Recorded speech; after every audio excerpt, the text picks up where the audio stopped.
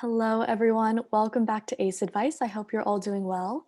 Today, I am going to be interviewing Kristin Ogdon. She is the class of 2000 from Amherst College, and she majored in psychology, and she was on the Amherst women's tennis team.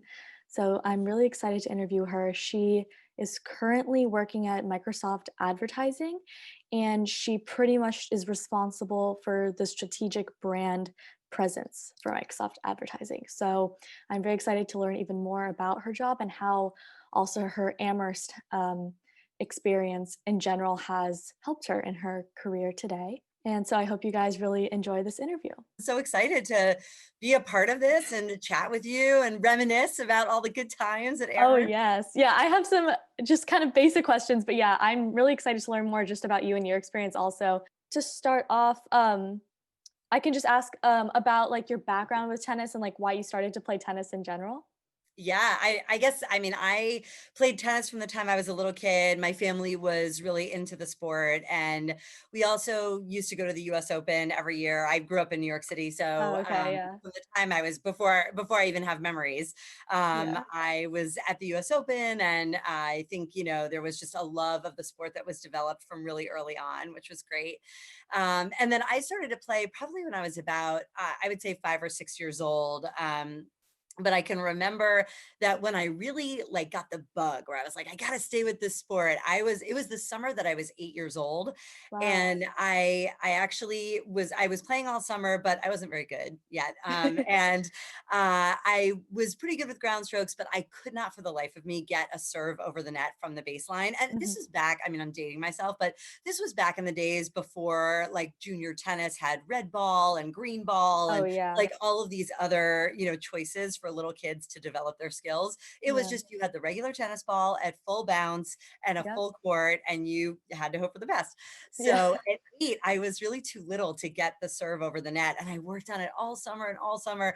And then my last chance, my last lesson of the summer, I got the serve over the net in the court, it was a proper serve. And I was like, woohoo, and it's like, Yeah. that's it. That's all I needed to, get myself over the hump and stick with the Right. sport forever. So Oh, I love that. It's really interesting that you said that you started around 5 or 6 because a lot of people that I talk to say they really started playing tennis when they were like 12, 13. And I actually started playing when I was like a toddler, and my first tennis tournament was when I was 8, so I can relate to see? you. Well, I guarantee you were better at 8 than I was. So when did you kind of decide that you wanted to play college tennis? And were you looking at kind of various divisions like D1, or were you kind of just looking at those kind of D3 schools like Amherst? Yeah, I was mostly looking at Division 3.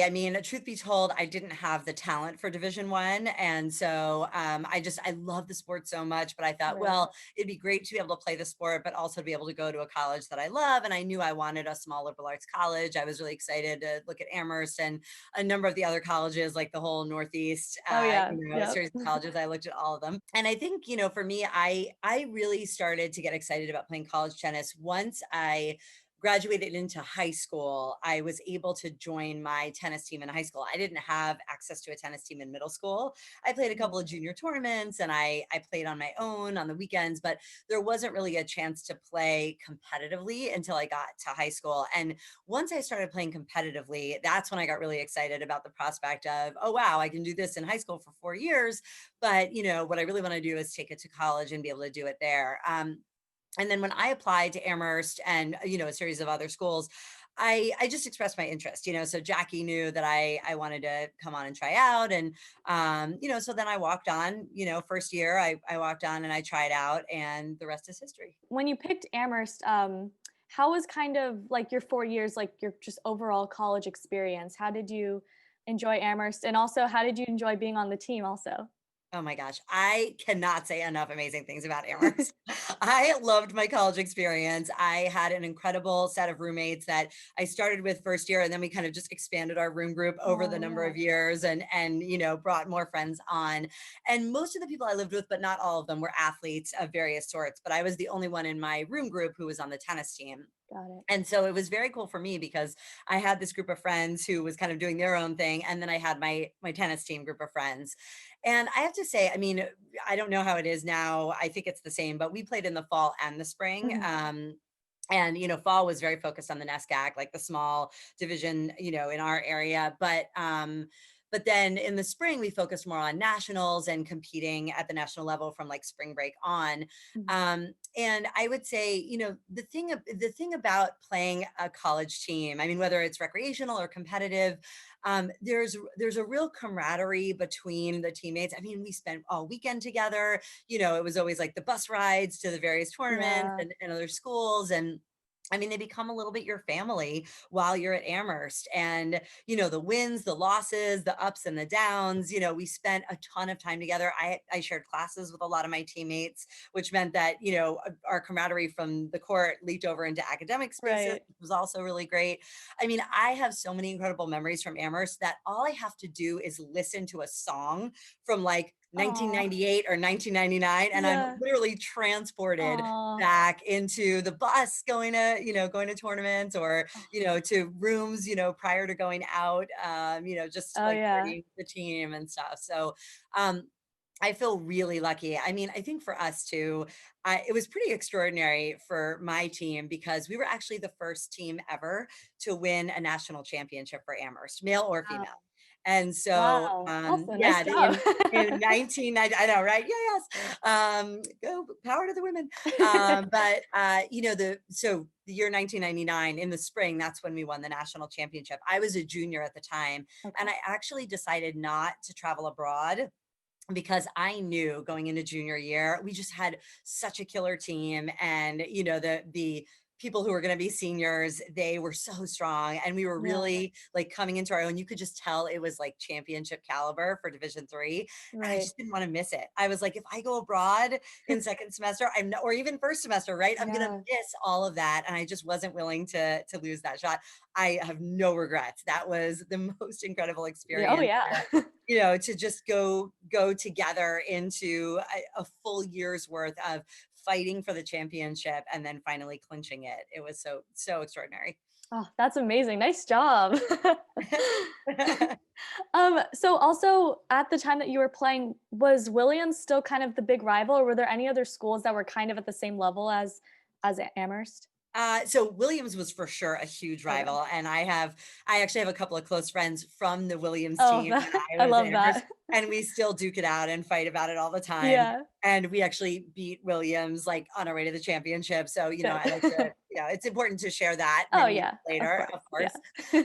course. But yeah, Williams was always a strong team, fielded a strong team. I think when I was there, the 4 years that I was at Amherst, we had maybe just a team that was a little bit stronger, Mhm. but over the years, I mean, if you look in aggregate, Williams always fields a competitive team against us. We competed with Wesleyan, with Middlebury, with Tufts, with the whole NESCAC. Yeah, Our biggest challenges when I was there actually came from our spring break trips when we went to Southern California or we went down south, because a lot of those teams, they're practicing year round as well. Incredibly right. strong Division 3 competition. Back in my day, we also, just as a scrimmage, we would play UMass because they were right down the road. Oh, yeah, And so, again, that was a great practice for us. It didn't count against our record, but, it gave us a chance to compete at a really high level with that team as well. wow. So I think knowing that we were competing not just in the NESCAC scale, which was already highly competitive, but a national scale, I mean, it kind of pushed us to persevere and take our game to the next level. Yeah, oh, that's really interesting. Did you also play, like, Emory and I think it's, Pomona and, like, Yeah, Claremont? yeah. So Pomona, when we went to Southern California, we played Emory. When we went down south, we played Wake Forest. There were like a Oh, number of wow, southern-based okay. schools that we had an opportunity to play against. And then when we were competing for nationals, a lot of those schools like came into the final tournament. So it was good that we got to look at the competition, Oh, over yeah. the course of spring semester. Oh, that's really interesting. Yeah. Also, I was curious, did you do any other, like, extracurriculars at Amherst? Like, were you in any other different clubs while you were there other than the tennis team? I actually played squash with Oh, Jackie as well. And squash was a relatively new sport for me. I mean, I'd played a couple of times before college, but I think back then, Jackie was getting the program up and running for women's squash. And so there was a big opportunity to, I think, fill some holes in the team with some of her tennis talent. She brought us on board because squash was a winter I sport. love that. So we could Yeah, kind oh, that's of, true. we could kind of learn our skills.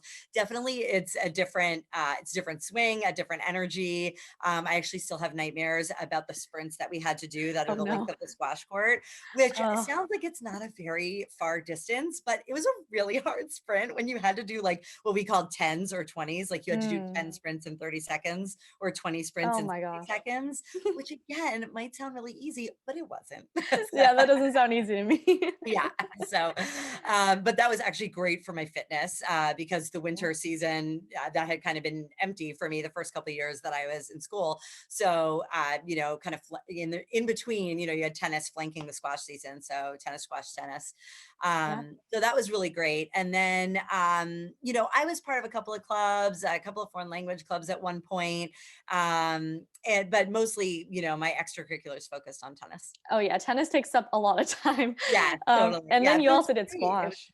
Yeah, and it was also great just to have the rigor of sports as an extracurricular because Very there true. is kind of a rhythm to your week. You've got Oh, your yeah. practice every afternoon or evening, and your weekends are mostly taken up until Saturday night, with competition. And so, there was a discipline to that, which meant that there was a discipline to when you got your work done, and there had to be a certain element of respect for that calendar so that you could make sure you kind of slotted in all your times for studying, for like play, for fun, and then Yeah. also for competition. Yeah, no, I totally agree with that. I remember my freshman year, we had the fall season, and I remember it's like I have like this amazing schedule where I'm able to get a lot of my work done when I know that I'll be like free, like during this like 2 hour block when I don't have practice and I don't have class, I can do my work there. But then I was like, oh, but over winter break, I'll have so much more time and I'll be more relaxed. But I remember it actually was so much harder for me to get my work done when Yeah, totally. season. I was wondering maybe you could just talk a little bit about why you chose psychology as your major?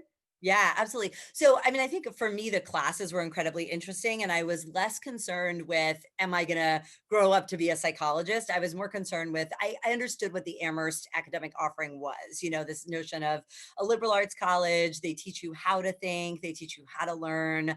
And so the idea is almost no matter what major you're in, you ought to be able to apply your thinking and, some of the academic rigor that you went through, and bring that into your real world spaces. When I originally took psychology, Amherst doesn't have a pre-education major. And so my thought was that I would take psych and then maybe augment with a couple of classes across the 5 colleges and be able to go into education. I was interested in like, early childhood education for a while. And then I kind of pivoted. I moved more toward business and ultimately ended up in advertising. And that was great too, because advertising is all about the psychology of how humans think and Very how true. consumers, Yeah. buy and shop and all that. So, psychology has benefited me over the years for a Oh, number of yeah. different reasons. It was definitely a great major. I also enjoyed I guess, there what we used to call the soft sciences, and I really enjoy science, but I wasn't sort of deeply embedded in a lot of the maybe mathematically driven sciences like astrology, astronomy or like pre-med. I wasn't really Oh, jumping yeah. heavily into bio or chem.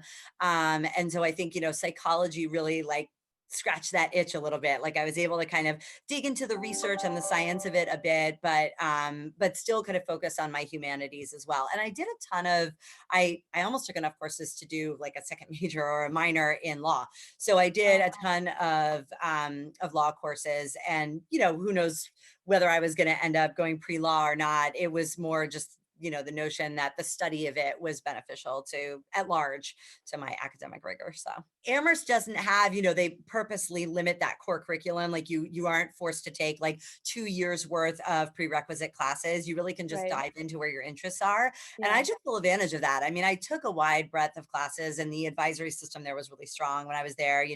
We had like our guidance counselor sense of like, hey, get a well-rounded, schedule going so that you're keeping up with a variety of different academic pursuits. But it did leave you the freedom to make some selections, so that you could kind of pursue, like, I know Exactly. people who dove deep into art history because they could, and that's so Yeah. exciting because you don't always have a chance to do something like that. If you're kind of going heavy in one academic direction, you don't have the bandwidth or the leeway to fill in, with enough other courses if you're Yeah. hitting too many prerequisites. So Yeah, no, that's very true. I remember one thing that really stuck out to me about Amherst was the open curriculum where you could yeah. just kind of choose whatever you wanted because I'm not really a math person or a science person. Yeah, you were like, I want to go this other way. Yeah. Yeah, so I'm like, I'm just gonna take history classes. But then I also like took a psychology class and I loved it. So I've been taking some sort of psychology course almost every semester that I've been at Amherst. I was also wondering if you could talk a little bit about like if you would have any advice for people who are in college right now. So I would want to know also because I'm still in college, but if you have any like regrets or something from your college experience, just like any lessons you learned or advice that you may have. Yeah, totally. So I can't say that I have regrets per se. I mean, maybe others in my shoes would have said, "Oh, I wish I'd studied abroad." I think for a lot of people, that's an amazing option Yeah, because of the tennis team timing and all of that. I opted not to, and that was the year we won nationals. So again, it no was worth regrets it. there. Totally Yeah, worth it. But I think that for a lot of people, that's like a seminal moment in their college career to say they studied abroad and traveled abroad. A lot of people learned a new language doing that or just learned all about a new culture and just had like a really growth experience doing that. So I feel like for a lot of people, that's a great lesson to keep in mind. Like, don't be afraid to take that leap and study abroad. Um, I think for other people, like I had mentioned art history, but anything from art history to, exploring like the Blue Stockings or Zumbis or, any of the like a cappella groups on campus or things that you maybe require some bravery to try, that maybe you didn't have an opportunity to do when you were in high school or, if you came from somewhere that didn't really afford those opportunities to you, do it now, right? yeah, Because what happens for a lot of people when they graduate Amherst is, they might take on a job and if they end up in a professional career that limits their free time a bit and they jump right into career like I certainly did, jumped right into career and then you're like ramping up your skills in that career and you're sort of paying your dues and putting in a lot of heavy time maybe and you don't have that freedom anymore to say like, oh, I'm going to study art history or I'm going yeah, to, you sort of miss that chance. So I would say, Amherst gives you that opportunity. Take it, take it, take it. And then I would say something that was really great that I was able to take advantage of a lot my senior year, a lot of potential employers came to campus to kind of, interview or just offer informationals. And at that time, I was very driven toward education, but I opened my mind up to other possibilities and avenues and professions. And I'm so glad I did because I ended up yeah, pivoting. yeah. And my first job out of college was at Leo Burnett, which is based in Chicago. Leo Burnett came to the campus, gave kind of a whole show and a talk about what they were about and came specifically to recruit from liberal arts colleges because they wanted a good mix of like early in career folks at Leo Burnett who weren't necessarily embedded in advertising, but who could bring a Right, fresh perspective. And I right. opened myself up to this possibility and interviewed and got really excited about it. And I Yeah. ended up making the leap and moving to Chicago, which was a Wow. great thing for me to do. I was only there for a couple of years. That was what I opted for. And I ended up moving back to New York, and that was the right decision for me at the time. But the amount of growing and learning that I did on my own in Chicago, I mean, that was my first professional Yeah. foray and my first real opportunity to like make it on my own and take care of, Right. what I needed to take care of. So don't be afraid to open your mind up to all of the professional possibilities. If you're graduating from Amherst, you have developed skills that you don't even realize you have, that you Right. can bring to bear in any profession. No, that's yeah, that's such amazing advice. So I guess like moving past Amherst, so you said you work in advertising now? I do, yes. I worked at Leo Burnett Advertising on like account management side, working with our creative teams and working on specific brands, driving some new business for them.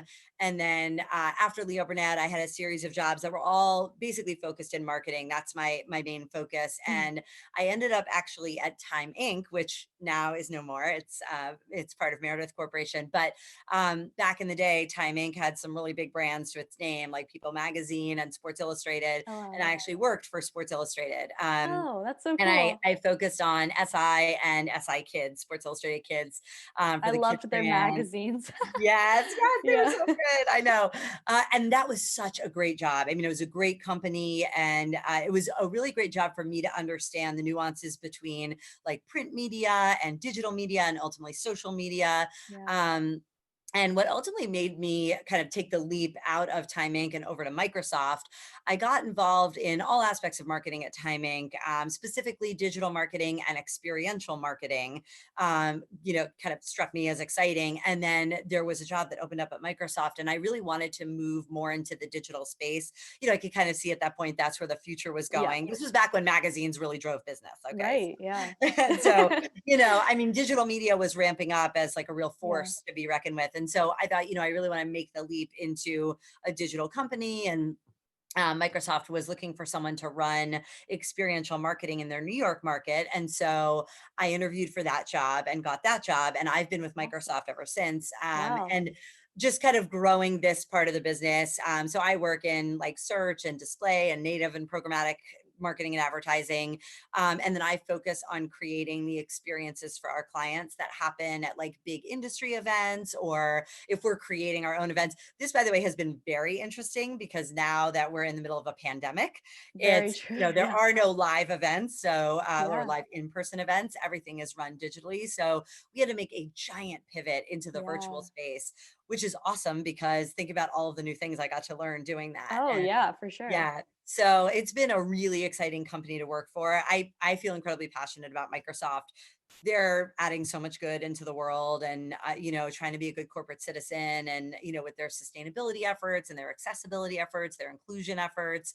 It's just all stuff I am really passionate about, and I have fun with the tech too, so that's good. Yeah, no, that's awesome. That sounds like such an interesting job, and congratulations. Like, I feel like when focus more on like the digital aspect of marketing, I think that was a really smart move because yeah, exactly. Like, Yes. especially like, and then everyone was thrown into it with the pandemic. You're like, oh, virtual everything now. Yeah, exactly. So So thank goodness I did a little learning, right? yeah, no, that's true. It's really cool to hear how you guys like adapted and are still able to use experiential marketing even without in-person events right Yeah. now. Yeah. In That's fact, it really cool. scales. I mean, Yeah. what you could, maybe you could do an event for 500 people or 1,000 people in person. But now, if you do a similar event virtually, you can have tens of thousands Right. attending. So, Right. Because there's no space, it's right. just Everyone's like, let me just dial into this, right? yeah, exactly. So you touched a little bit on how Amherst helps you in your career, but there are like individual kind of skills that you think really helped you, that you developed in Amherst that has helped you in your career right now? Yes, for sure. So Amherst worked really hard, I think, at giving us the skills to analyze and the skills to write. And Yeah. I think concise writing and writing to the topic. So writing is like if you're writing in a law brief, that's one kind of writing. If you're writing prose, that's a different kind of writing. But I Mhm. actually got to run the gamut of what types of products I had to produce at Amherst in written word. Um, and then I think, so the combination of developing those writing skills, but the analysis skills more than anything, to be able to study a problem from a variety of different angles. It's interesting because you can attach that to business and how you analyze client challenges or business challenges, but you can also attach that to empathy. How do you take a look at maybe a situation with personnel at a company and say, and have an empathetic view toward, what are the challenges that other people might be facing, and how can I, as a single person in this organization, help drive a more empathetic view for solving some of these concerns.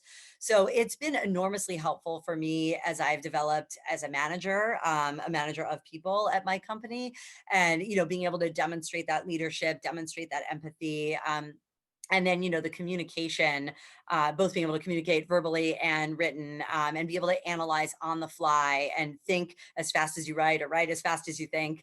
Yeah. That's, I think, we cannot possibly appreciate how hard that is. So many of us develop those skills at Amherst, and then we graduate, and then it's like, oh, doesn't everybody think this way? And the answer to that is they don't. We Yeah. we are being given an enormous opportunity. And I guess, if I had one bit of advice on that front to anybody still in college is, take advantage of that, soak that in as much as you can, and then pay it back and pay it forward. When you get Yeah. into the workplace, like, don't be afraid to share those skills with other people or to bring other people along on your analysis and your thinking, Yeah. because it's powerful. Yeah. Oh, that's amazing. Yeah, I'm really happy, like, being in Amherst myself, that like I am developing skills. Even if I don't notice it right now, like I am developing You skills. totally are. Yeah. You totally are. Do you still play tennis just kind of for fun right now? I do. I play recreationally. I actually, okay, full confession, I'm not playing right now because I tore my meniscus, so I fixed Oh that up. no. Oh, But I'll be back on the court, early next year. okay, good. But yeah, not to worry. But yeah, no, I mean, I still love the sport. I mean, from the time I was a tiny kid, it's a lifetime sport. So Yeah. I always had the sense that I'd play it forever. Yeah. And so I think for me, I don't have a ton of time to play it in the same way that I did in college. Oh, that's the other thing. Appreciate how often you get to play tennis while you're in school, because Yeah. when you graduate, depending on what kind of a job you take on or what you decide to do post college, there isn't the same amount of free time or the same amount of Yeah. built-in time for practice and competition. So, I mean, it's a real gift. Yeah. But as much as I can, if I can take advantage on weekend times or kind of ebbs and flows with my job. Some months are busier than others, Yeah. but I'll never leave it behind completely. Tennis has been part of my life's blood. I mean, I even worked at the U.S. Open as a ball person for like 25 I years. wanna do So that. Yeah. yeah, so it's like, I mean, it's always been a part of who I am, so it always will be. Yeah. No, I'm with you on that. I definitely want to continue to play tennis even after college. So my last question is just kind of like a fun question. I'm just wondering who your favorite tennis player is. So my favorite tennis player is Roger Federer, but Okay. I am one of those people who really loves Rafa also. Yeah, So I mean, I love their bromance and I they love like definitely have that one. they're both classy players. I love that they're Yeah. different styles. I mean, it's kind of how it was with Andre Agassi and Pete Sampras back in the Yeah. day. Roger and Rafa have different styles, but they complement each other. They bring out the best in each other. So on the men's side, I love that dynamic. On the women's side, so when I was a kid, Steffi Graf was my favorite. But I also really loved Jennifer Capriati, and I Oh really, yeah. really, really wanted her to like be successful and like live up to her full potential. And Yeah. it was a little bit sad, kind of how that I unraveled. know. But she and I are almost the same age. She's only about a year and a half older than me, Oh wow. so I think I felt like a kinship in a real sense Right. that that I like could identify with her, and so I really loved her. But in this day and age, I mean, listen, you can't discount Serena, right? Yeah. Like Serena is the GOAT, and what she has accomplished in her career, I mean, it has been mind blowing how many barriers Yeah. she has broken. So hats off to Serena. I would say I'm actually a big fan of Coco. I like Hmm. Sloane. I like Osaka, Naomi Osaka. Osaka. I Yeah. just like blurred her names together.